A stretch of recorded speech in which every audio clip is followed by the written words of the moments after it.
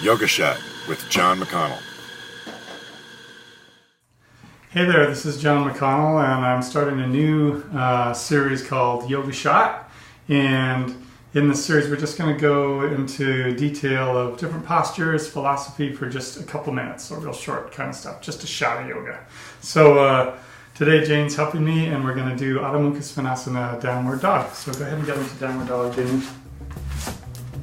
So the thing you want to think about in downward dog, to start, is your foundation. You always want to start with the foundation. So you want to look down towards your hands and make sure the creases of your wrists are parallel to the front of the mat, center of the wrist lined up outside the shoulders, and then look back towards your feet.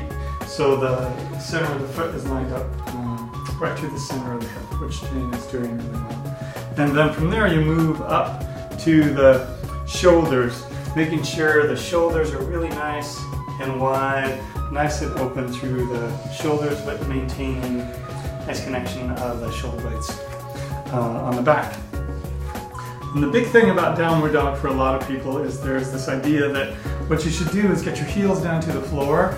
And so just walk your feet forward a little bit, Jane, with the intention of the heels come down to the floor. And that's all that's important.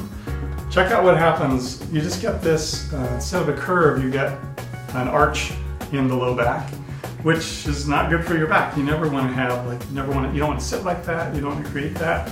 So it's more about maintaining a nice curve in the back. So you walk your feet back, and then to help, you can bend the knees and just reach your hips a little higher. See how that helps to create a low back curve, which is awesome. And then you keep the hips high, and maybe you can straighten the legs, maybe you can get the heels to the floor, but you maintain the low back curve, and over time, you work on the legs, okay? So that looks really good. And as you breathe in downward dog, once you get into it, it's just always reaching further, getting longer through the sides of the ribs, more open through the spine. You know, really enjoying the practice. Really nice, Jane. So just come all the way up. Thanks a lot, everybody. Let me know what you think, and take care.